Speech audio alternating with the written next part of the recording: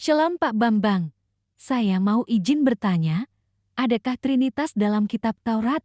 Mohon pencerahannya. Jadi sebetulnya gini ya, Alkitab kita itu kan perjanjian lama dan perjanjian baru ya. Perjanjian lama itu sesungguhnya Alkitab yang sama yang dimiliki oleh orang Yahudi di seluruh dunia, yang dikenal dengan Tanakh ya. Singkatannya kitab Torah. Torah itu kelima buku Musa itu, kemudian kitab nabi-nabi dan tulisan-tulisan suci yang lain yang diawali dari Mazmur, dikenal dengan Ketubim. Makanya Yesus mengatakan seperti yang tertulis tentang anak manusia dalam kitab Taurat Musa, dalam kitab nabi-nabi dan dalam Mazmur.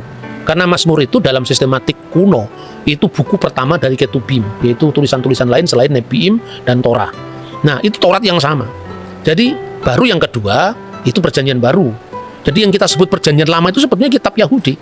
Jadi kalau kita membaca Taurat dalam bahasa Ibrani itu Tauratnya Yahudi sekaligus Tauratnya Kristen.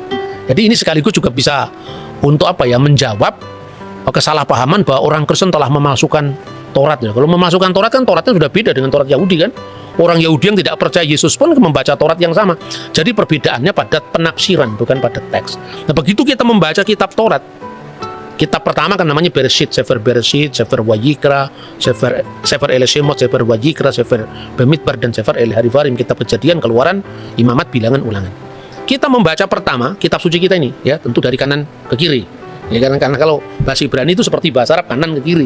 Itu di situ sudah ada Tritunggal. Coba dibaca Bereshit pasal 1 ayat 1 sampai dengan ayat 3 dalam bahasa aslinya.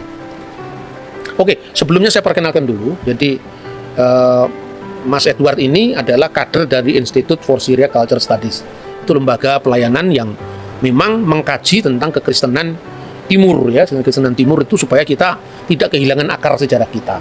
Dan YCS itu bukan gereja, tapi itu adalah lembaga kajian dan dia sudah belajar bahasa Ibrani langsung dari sumber aslinya di Israel. Ya, Israel Institute of Biblical Studies.